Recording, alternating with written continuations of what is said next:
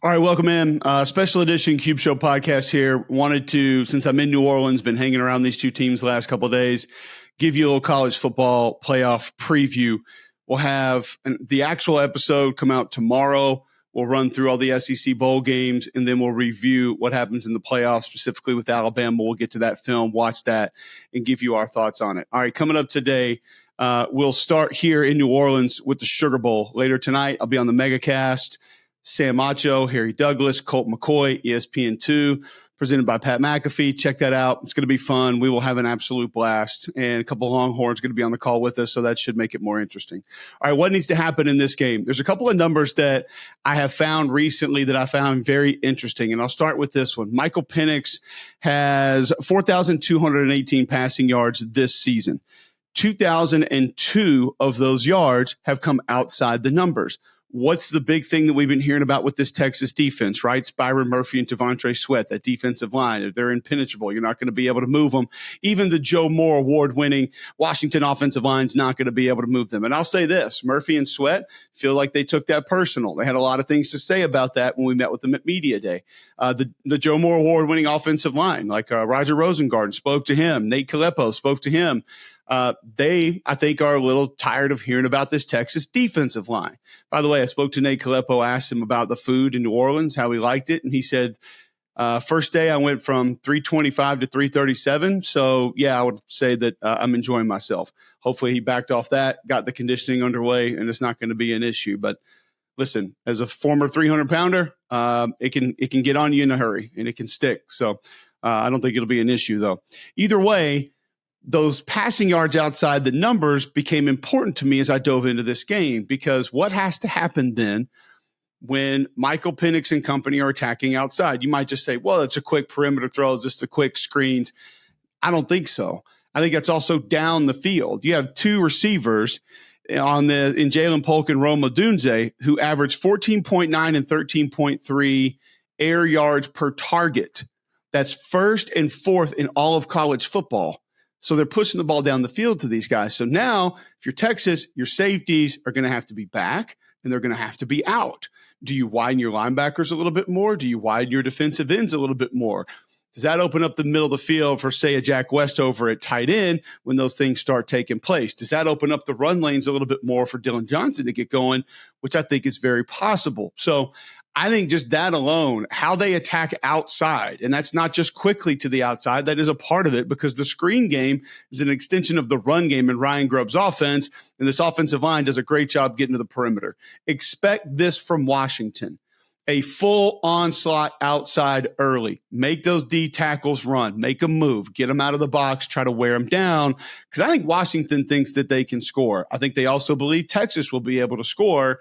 So if this is going to go track meet, Washington's going to probably try to do the damage early that will impact Texas the most later in this game. Also, I think when we focus on one thing so much, it's usually the other side of that actually ends up being what decides the game. So if it does come down to a above average Texas secondary against one of four teams in college football that has 2,000-yard receivers, and the Washington Huskies, and a Heisman finalist at quarterback in Michael Penix, if all that attention goes to that, then it probably comes down to how well that Joe Moore award-winning offensive line for the Huskies and Dylan Johnson can get the run going against a very physical front seven. Offensively for Texas, I think they move the ball. I don't think they'll have a ton of problem moving the football. I don't know if it's just going to be on the ground. It's going to have to be a lot of it that's on schedule from Sark, a lot of the movement, a lot of the motion, get them misaligned.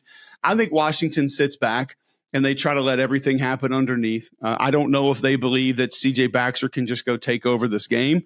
But I do look at some of the things for this Texas offense that have been effective. Play action has been huge. I think 49% of their drops are play action. It's something that's going to be massive.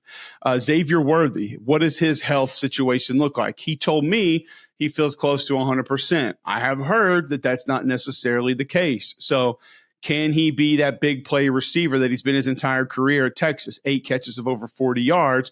He's been that guy that can get you down the field. And keep in mind, in this matchup last year, he had a couple big drops down the field that could have swung this game in a different direction. If this game goes to the fourth quarter expect Quinn Ewers to be fantastic. 39 of 47, 566, 5 touchdowns, no interceptions in the fourth quarter this year. He has been dynamite late. Best QBR and completion percentage of any quarterback the last 20 years in the fourth quarter, if those numbers were to stand. We'll see if it gets there and how it goes tonight. So we know about everything that's going to take place there for Texas, for Washington. What else did I see for Washington? Okay, Dylan Johnson, 3.8 yards after contact on runs outside the tackle box. So what does that tell me? I think Washington, again, goes the perimeter, not only in their passing game, but in the run game. I don't think this Texas linebacking core collectively, Jalen Ford is fantastic, but they're not extremely quick and fast to the perimeter. Another reason I think Washington tries to attack that. Expect some nub tight end from Ryan Grubb. So just the tight end's the last man. There's nobody outside of him. Maybe formations into the boundary, try to run it there and get that Texas defense misaligned. I think what happens in the alleys and outside of the alleys for the Washington offense probably decides this game. I mean, they've won 20 straight. I really do believe that there is that it factor with this Washington football team. There's something about them. I asked Kalen DeBoer about it. He referenced confidence, said we talk about confidence. We talk about how to generate confidence, why to have it, examples of having it in the offseason, during the season. He said we go out of our way to try to discuss confidence and how real it is and how important it is. So from that perspective, that's why I think that there's a little something different with this team. You can talk about 8 one-score wins. You can talk about being in close games. It's the same thing with TCU last year, folks. I don't view that as a negative.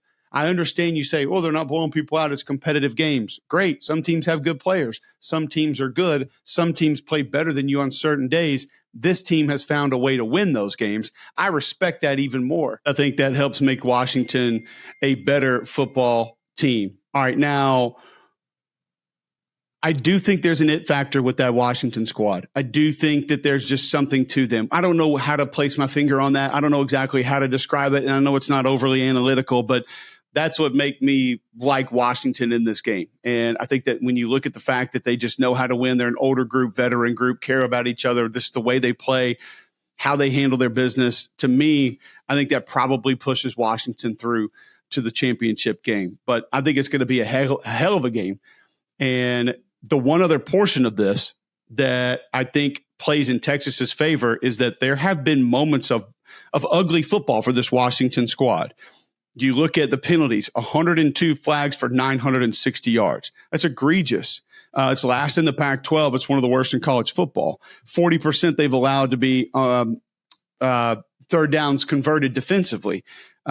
Texas, a pretty good third down team on offense. So we'll see exactly how that plays out. Texas has the number one third down defense in the Big 12 as well. So I think it's going to be fascinating. There's a lot of different teams, a lot of different ways that these two teams can find success on offense. The Texas defense, they've allowed 5 teams to pass for over 300 yards in a game. That's tied for third most in all of college football. But it just feels like there's something about this Washington football team. All right, let's go to the Rose Bowl.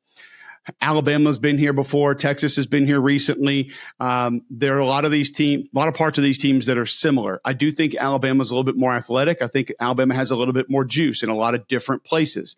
So I look at this Alabama team having a quarterback that's dynamic as a runner, be it just leaving the pocket or when they design things for him to run the football. Tommy Rees has done a great job morphing that offense over the course of this season into being an offense that carries those kind of plays. They didn't early in the year. So I think Michigan not having really seen anything like that is a massive advantage for Alabama.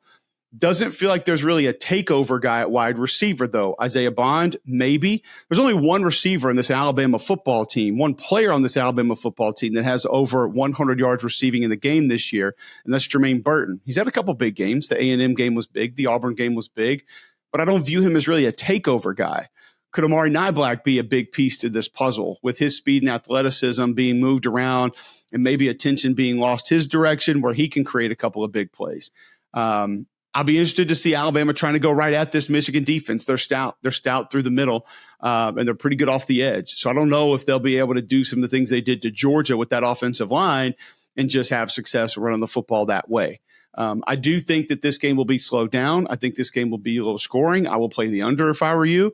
And I think that both offenses at times will be a little bit bogged down in this game, in this matchup. So you go through the defenses, and Michigan's offense in the last month or so of the season has had a bit of a tackle problem. Injuries, moving pieces around, different guys banged up, and they've been able to get to the quarterback there. You can't live that way against Braswell and Turner. First down will be massive for the Michigan offense.